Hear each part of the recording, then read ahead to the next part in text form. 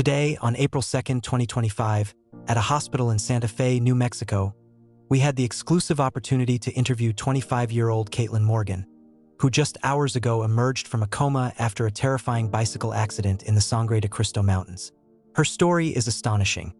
Caitlin claims that during her coma, she met her idol, Val Kilmer, whose passing from pneumonia at the age of 65 shocked the world yesterday, April 1st, as reported by his daughter, Mercedes Kilmer, in an interview with the New York Times. Lying in her hospital bed, with a bandaged arm and a face pale yet glowing with an inner light, Caitlin shared her incredible experience. Caitlin Morgan, a 25-year-old woman from Santa Fe, New Mexico, lived in a small adobe house in the historic district of the city. The narrow streets around her home carried the scent of roasted chili peppers and the distant sounds of street musicians playing for passing tourists. She worked as a waitress at The Shed, a popular cafe known for its red chili enchiladas and vibrant southwestern decor. Tourists frequently stopped by on their way to explore the art galleries along Canyon Road, where local painters and sculptors displayed their work. Since childhood, Caitlin had been captivated by the work of Val Kilmer. Her admiration for him began when she first watched Top Gun with her father, and from that moment on, she had immersed herself in his filmography. The Doors remained her favorite, and she often found herself mesmerized by the way Kilmer embodied Jim Morrison. She ran a fan account on Instagram where she shared rare photographs, film clips, and her own sketches inspired by his roles. Her mother, a teacher at a local school, and her older brother, an artist, supported her passion, even if they occasionally teased her for being stuck in the past. Caitlin, however, never minded their remarks. To her, Kilmer's work was more than nostalgia. It was an artistic inspiration that shaped the way she viewed the world. In her free time, she often wandered the desert trails surrounding Santa Fe, where the vast sky and red rock formations reminded her of scenes from old westerns. She loved the solitude of those landscapes, where the wind carried whispers of the past, and she dreamed of one day writing a book about how Kilmer's artistry had influenced her life. April 1st, 2025 had started like any other day for Caitlin. She followed her usual routine, serving tables at The Shed while tourists ordered enchiladas and snapped photos of the cafe's vibrant walls. The air buzzed with conversation, the clinking of silverware, and the occasional laughter of visitors enjoying the warm spring morning. Everything felt ordinary until her break, when she pulled out her phone and saw the news that would shake her to the core. Val Kilmer had passed away from pneumonia at the age of 65. The announcement came from his daughter, Mercedes Kilmer, in an interview with the New York Times. Caitlin felt a sharp pain in her chest as she reread the words, hoping she had misunderstood. But the reality settled in quickly, and tears welled in her eyes. The rest of her shift blurred into a haze of grief. She moved mechanically, barely hearing customers' orders, her mind trapped in a cycle of memories. Kilmer's voice, his performances, the way he had shaped her love for cinema.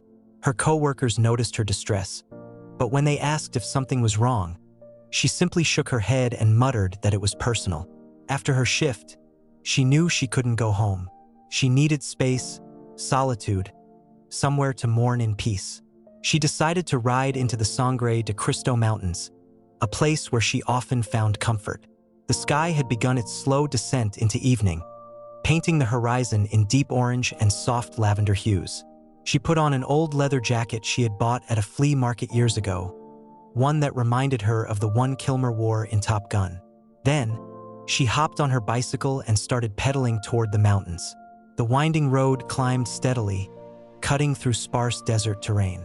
The dry air carried the faint scent of sagebrush as she rode, lost in thought. She kept replaying scenes from The Doors and Tombstone in her mind, trying to process the loss of someone she had admired for so long. She barely noticed how steep the path had become, nor did she register the uneven pavement beneath her tires. Then it happened. Her front wheel hit a deep pothole. The impact jolted her body forward, and before she could react, the bike wobbled violently. She tried to regain control, but the slope was too sharp, and in an instant, she lost her balance. The world spun around her as she tumbled off the edge of the path. She fell hard, her body crashing against jagged rocks and dry brush. The last thing she felt was the sharp pain of her head striking stone before everything faded into darkness. The mountains, indifferent to her presence, stood silent as her unconscious body lay still among the dust and thorns. Caitlin did not wake up in a hospital. Instead, she found herself in a place that felt both foreign and familiar, where the air was warm and carried a faint, sweet scent, like a desert cactus in bloom. The weight of her body was gone, and the pain from her fall had vanished completely. She felt strangely light, as if she were floating. Looking down, she saw herself lying among the rocks, motionless. A small group of tourists had gathered nearby, their faces filled with concern as they frantically called for help. Paramedics were on their way, but Caitlin knew instinctively that she was caught in the space between life and death. A profound sense of calm washed over her, silencing any fear. Something unseen pulled at her, gently lifting her higher, as though an invisible force was guiding her away from the broken body she had left behind. The world around her shifted, and suddenly, she was no longer hovering above the mountains. She was standing in an endless desert, one that looked like New Mexico yet felt surreal, its horizon stretching far beyond anything she had ever seen.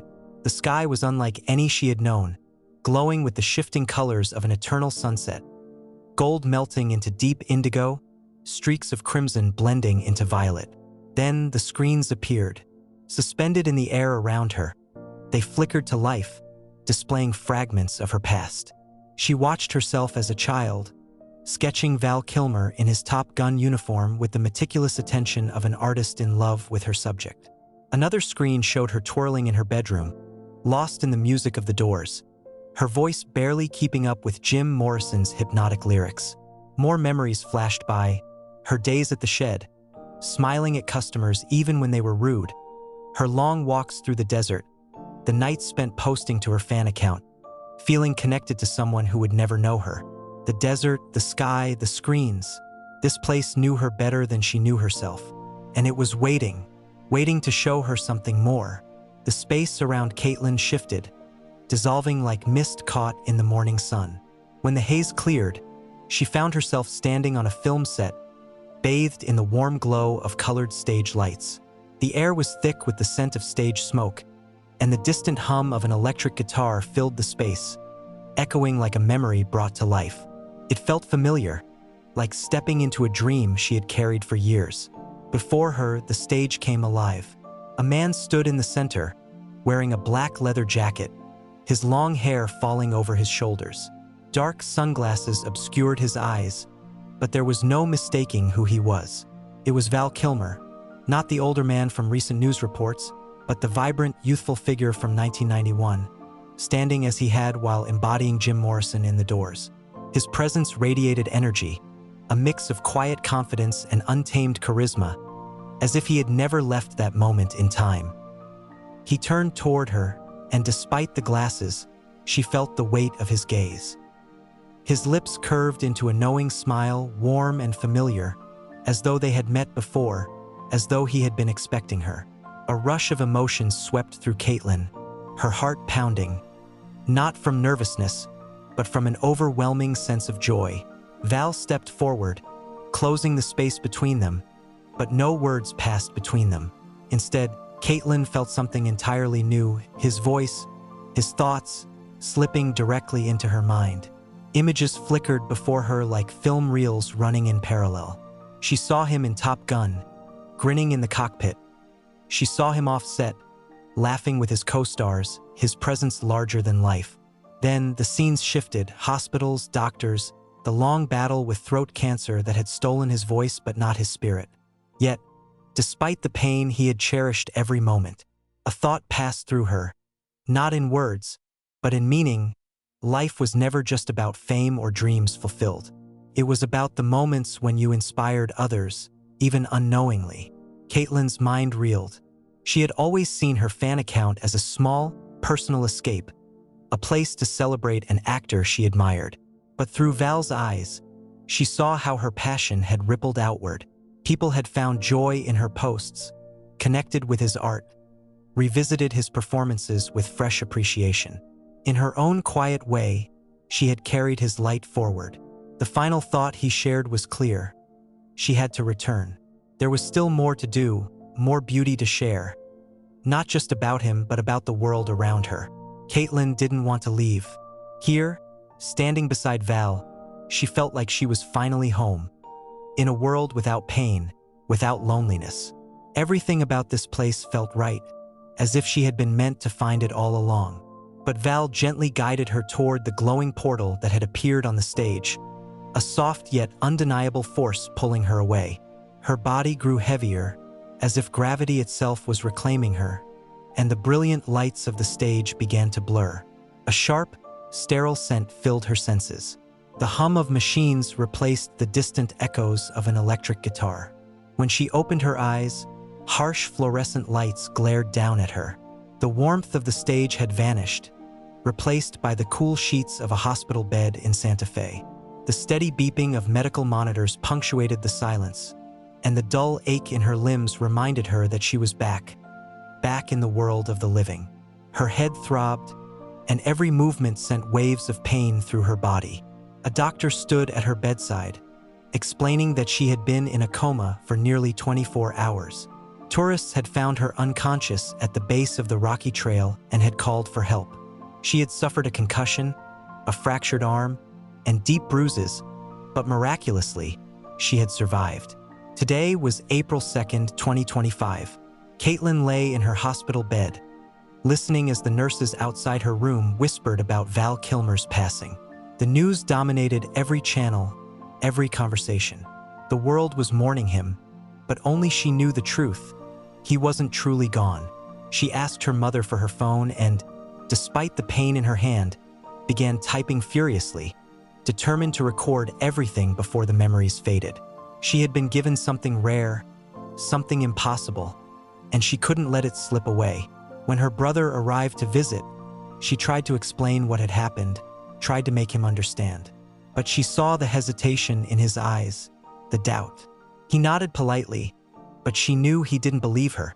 The way he looked at her made her feel even more alone, as if she had woken up in a world that would never understand what she had seen. Still, deep in her heart, she knew the truth. She had been given a story no one else could tell, and whether the world believed her or not, she had to share it. On April 2nd, 2025, just hours after Caitlin Morgan emerged from her coma in a Santa Fe hospital, she was already making plans that would change her life. Lying in the hospital bed, her arm wrapped in bandages and bruises covering her body, she felt a new fire burning inside her. The inspiration ignited by Val Kilmer during her near-death experience. She no longer saw herself as just a waitress at the shed, serving tourists. Now, she knew her mission was much greater. Caitlin decided to transform her Instagram fan account into a platform that would share not only stories about Kilmer, but also inspiring tales of the people of Santa Fe. Local artists whose paintings adorned Canyon Road, elderly residents who remembered the city when it was just a small village, and children who dreamed of something bigger despite growing up in poverty. She envisioned organizing an exhibition at a local gallery, where her drawings inspired by Kilmer would be displayed alongside her brother's artwork, with the proceeds going to charity, helping families who couldn't afford medical insurance. Her encounter with Val had given her a new perspective on life. She no longer feared death, knowing that beyond the threshold lay light and love. This knowledge filled her with a desire to live more fully than ever before. She began writing down her memories of meeting Kilmer, dreaming of turning them into a book that would inspire others to appreciate every moment.